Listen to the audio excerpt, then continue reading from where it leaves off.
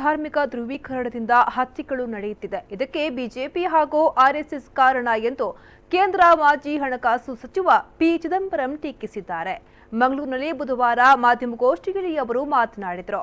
ಪ್ರಧಾನಿ ನರೇಂದ್ರ ಮೋದಿ ಬಿಜೆಪಿಯ ಮೂರನೇ ಸ್ತರದ ನಾಯಕನಂತೆ ಮಾತನಾಡುತ್ತಿದ್ದಾರೆ. ಪ್ರತಿಯೊಂದು ವಿಷಯದಲ್ಲಿಯೂ ಸುಳ್ಳು ಹೇಳುತ್ತಿದ್ದಾರೆ. ಇತಿಹಾಸವನ್ನ ಕೂಡ ತಿರುಚುತ್ತಾರೆ.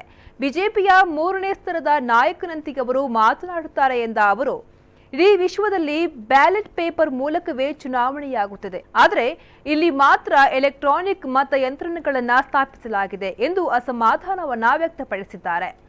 ಪೊಲೀಸ್ ಇಲಾಖೆಗೆ ಧರ್ಮ ರಾಜಕೀಯ ಪ್ರವೇಶಿಸಬಾರದು. ರಾಜ್ಯ ಸರ್ಕಾರ ಈ ಕುರಿತು ಕಠಿಣ ಕ್ರಮವನ್ನ ಕೈಗೊಳ್ಳಬೇಕೆಂದು ಅವರು ಆಗ್ರಹಿಸಿದರು. Well, the whole world is following ballot paper. Country which experimented with EVM has gone back to ballot paper. The whole world is following ballot paper.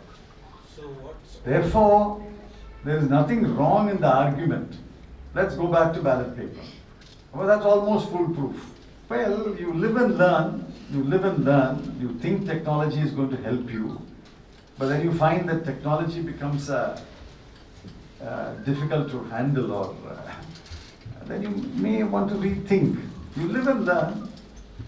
The whole world has gone to ballot paper.